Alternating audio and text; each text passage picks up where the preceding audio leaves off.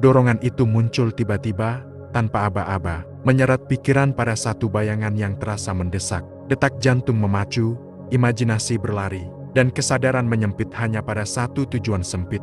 Dalam sekejap, semua janji yang pernah dibuat terasa rapuh. Kamu berdiri di antara pilihan yang tampak mudah, namun syarat jebakan. Sebagian besar orang langsung menolak.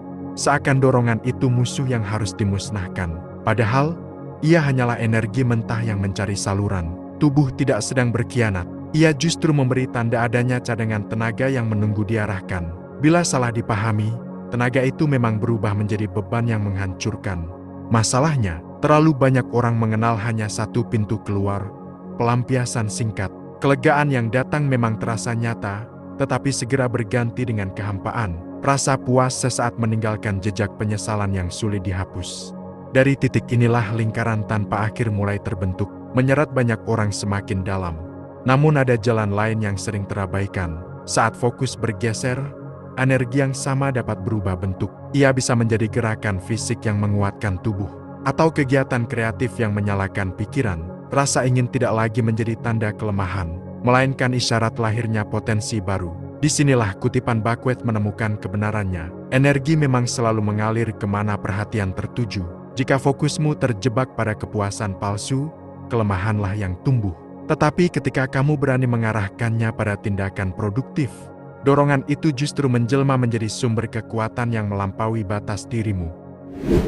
Banyak orang menghabiskan tenaga hanya untuk menolak dorongan itu. Mereka menggenggam erat, berusaha keras menutup celah.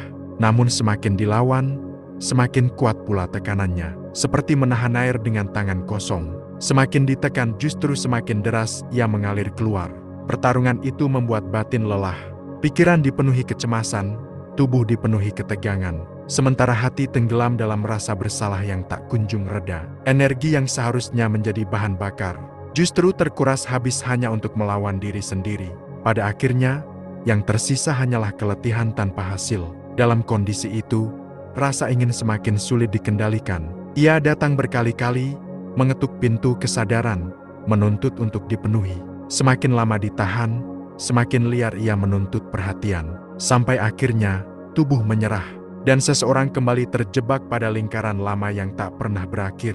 Setelahnya, penyesalan pun datang tanpa ampun. Pikiran berkata, aku seharusnya bisa lebih kuat, namun hati telah hancur karena gagal lagi. Rasa kecewa menumpuk, memperkuat keyakinan bahwa perubahan hanyalah mimpi. Dari sini, banyak orang berhenti mencoba, merasa bahwa dirinya memang ditakdirkan kalah. Padahal sebenarnya, bukan dorongan yang membuat mereka runtuh, melainkan arah fokus yang salah.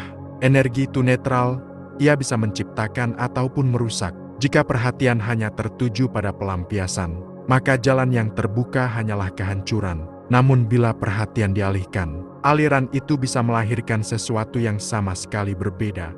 Ironisnya, semakin seseorang berusaha melupakan dorongan itu, semakin jelas ia terasa. Pikiran yang penuh larangan justru memperbesar bayangan. Larangan berubah menjadi obsesi, obsesi menjadi keterikatan. Inilah paradoks yang membuat banyak orang terjebak semakin dalam. Meski niat awalnya ingin keluar, begitulah konflik batin yang diam-diam menggerogoti banyak jiwa. Perang melawan dorongan tanpa arah hanya meninggalkan luka. Energi terbuang, produktivitas hilang, harga diri runtuh.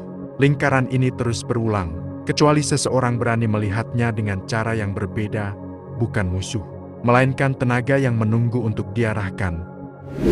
Langkah pertama adalah berhenti melihat dorongan itu sebagai musuh. Alih-alih menolak, cobalah menyadari keberadaannya. Rasakan energi yang muncul, jangan langsung dihakimi. Dengan begitu, kamu memberi ruang untuk mengendalikannya, bukan dikuasai olehnya. Kesadaran membuka pilihan. Ketika rasa ingin datang, kamu bisa bertanya, apa yang tubuhku butuhkan sekarang? Mungkin ia butuh gerak, mungkin butuh mengekspresikan emosi, atau sekedar butuh jeda.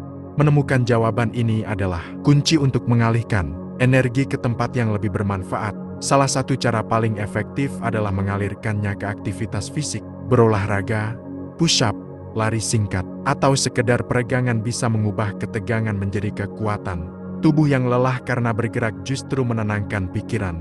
Dorongan yang tadi terasa mendesak, perlahan mereda. Selain fisik, energi itu bisa diarahkan ke ranah kreatif. Menulis, menggambar, bermain musik, atau bekerja pada proyek kecil mampu menyerap aliran tenaga yang sama. Saat perhatian bergeser, pikiran menemukan makna baru. Dorongan yang tadinya hanya berputar di satu titik, kini berubah menjadi ciptaan nyata. Latihan pernapasan dan meditasi juga menjadi jembatan penting. Dengan mengatur napas, energi yang liar menemukan ritmenya. Pikiran kembali luas, tubuh lebih tenang. Dorongan tidak lagi muncul sebagai perintah, melainkan sekedar sinyal yang bisa kau pilih untuk diikuti atau tidak.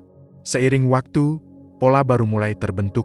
Rasa ingin tidak otomatis dihubungkan dengan pelampiasan lama, melainkan dengan aktivitas produktif yang memberi hasil nyata. Setiap kali berhasil mengalihkan energi, kepercayaan dirimu bertambah. Kamu belajar bahwa kendali ada di tanganmu, bukan pada dorongan itu.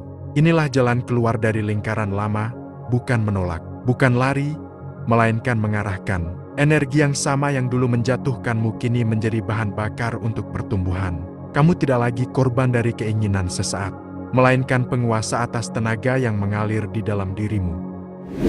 Pada akhirnya, dorongan itu bukan sekedar godaan.